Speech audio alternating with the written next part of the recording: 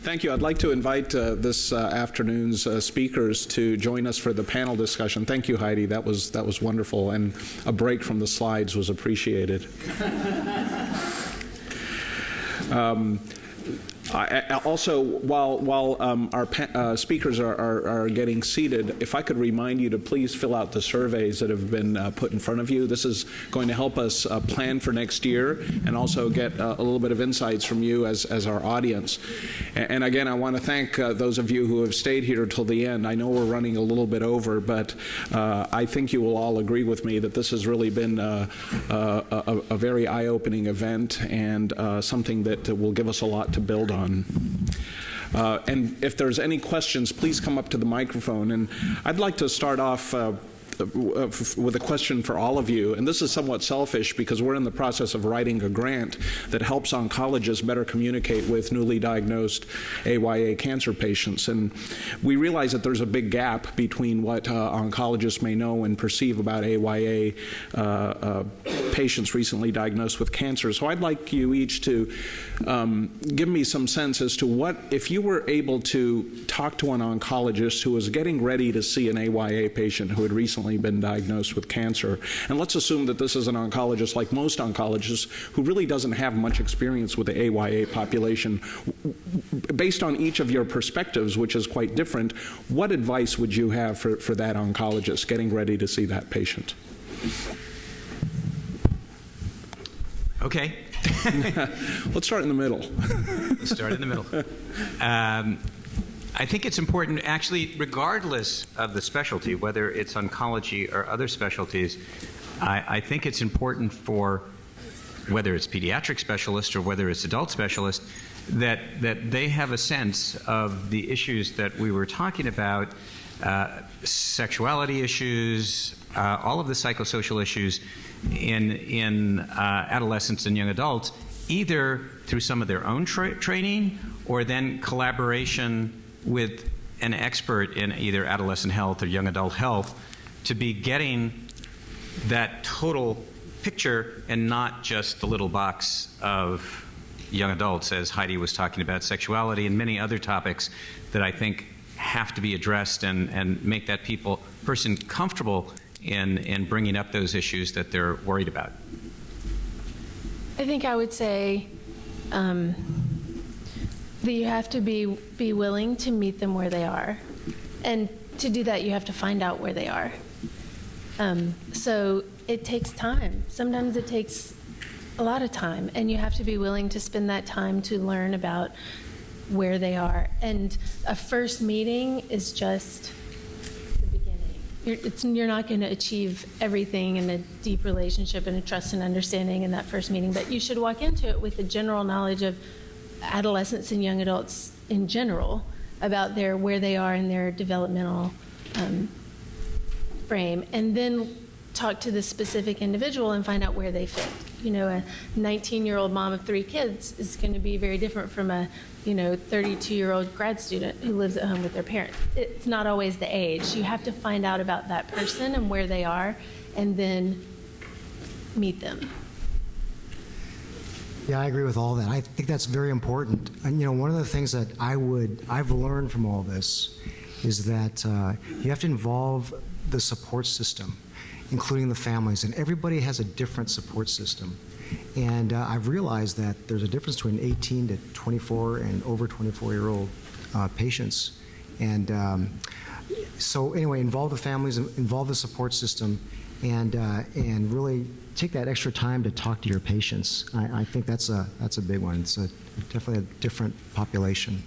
And just to comment on that, because I have this kind of circle when we talk either about adolescent health or young adult health, and it really has 5 things in the circle, which are the medical, the mental health, the community support system, whatever that might be, the development where the young adult is in their life, and then the prevention and health promotion. So one can't just be in one of those 5 boxes, because healthcare is all 5 of them.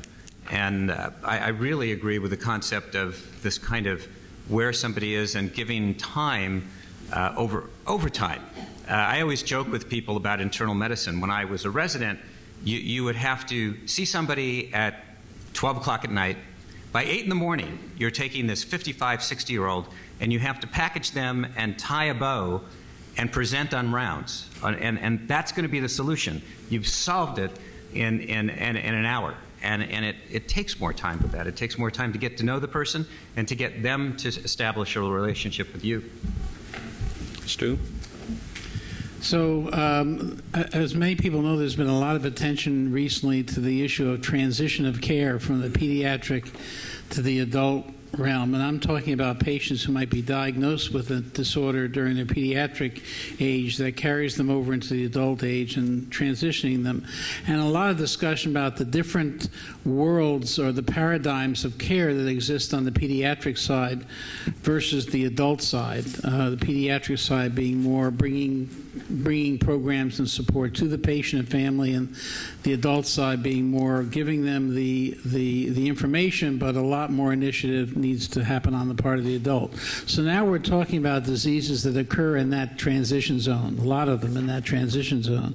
So I'm particularly interested in hearing from Larry and Heidi what you think about how we approach these patients. What paradigm do we use? Is it a hybrid? Is it more of an adult paradigm, etc.? How would you approach this population that's right in that transition zone? Want to start? Okay. We're starting in the middle again. Well, I think, maybe the first step is even identifying and getting the individuals connected and wanting to be connected, because what I find often in college and young adults in other areas is they want to lose and be normal. They don't want to be looked at as having a chronic disease. And the diabetic on campus thinks, the ADA diet is pizza and beer. So that how do we get them, how do we find them? They're lost. I mean, we have half of the population in college, and oftentimes they're totally unconnected. I'll be first to say that as university health centers nationwide, we don't do a wonderful job of connecting with students that have chronic illnesses and finding them unless they walk in the front door. And even after they walk in the front door, I'm still not sure we do the best job of connecting with them and giving them a comfortable place to be and share their information. So was the question more about transitioning or about where they should go when they're in that? It was more about they're in this period of time where they would normally... They could go either way. And then they get sick at that point. Yeah. So what is the paradigm that, the other ideas of the paradigm we choose on how to treat this? I mean, I feel like, the first question always is where's the best place for them to have their disease treated first. That's I think the first. And then you look at where they are. Again, I hate to sound like a broken record, but where they are, it may be more appropriate for, a particular individual to be in a pediatric setting, whereas another, I went to college at 16. I'm not sure that I would have wanted to go to a pediatric facility at 16. Maybe that would be more appropriate for me to go on to an adult place at that point, even though I'm in college. And do you see what I'm saying? So it's sort of, again, looking at that person and assessing where the best place they would be most accepting. And I don't think there's anything wrong sometimes, depending on the individual, with letting them choose. That's a powerful thing. If you have recommendations on the treatment, or if it doesn't matter, then let them pick, because they're going to be a lot more invested in where they are if they're the ones who made the choice. I guess that just let me one last second for Stu, because I was just thinking, I think we have to find the right paradigm, and I think we have an opportunity at USC with this incredible ability to maybe find a paradigm, because we've got Children's Hospital, we've got the health science campus here, and we've got the University Park campus with a huge population of young adults and many academic departments, and a health center that's very involved in healthcare. So there's a real opportunity to maybe, and we have the center, so there's a real opportunity, I think, to maybe find that paradigm. Yes, Gesemi. Hi. Well, I think from the patient advocate, but also as the AYA patient twice, I see a lot of possibilities in the program that is going to start. I think that we have a great need for collaboration, at least if we can start with the different entities that are present today. I think that will help us a lot, and I'm talking so many patients dealing with the same issues like I'm sorry, I forgot your name. In the center. No. Dr. Nancy. Yes, yeah. I'm sorry. It's still a chemo brain, I can use the excuse.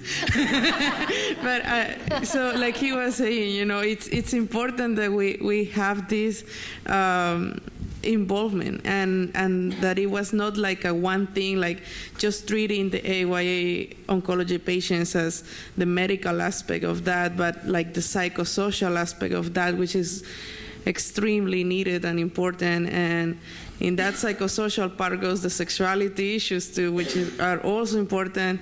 And I think that many times I've noticed with talking to other patients that sometimes we think some of the oncologists or the nurses, they don't want to talk about certain issues because they don't feel they are prepared. But sometimes we don't ask either as patients, you know, we just keep it to ourselves, and then when we go home and we don't know how to deal with the issue, then we're like, I'm in trouble.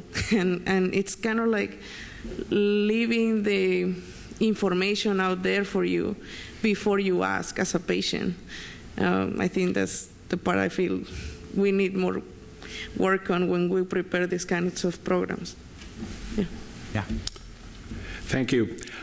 Well, I think on that note, I would like to go ahead and close our conference. I first want to thank all of you for attending and making this event really a high-impact event as we launch our program. A special thanks also to our planning committee and to our stellar group of speakers. It was really a wonderful group of people.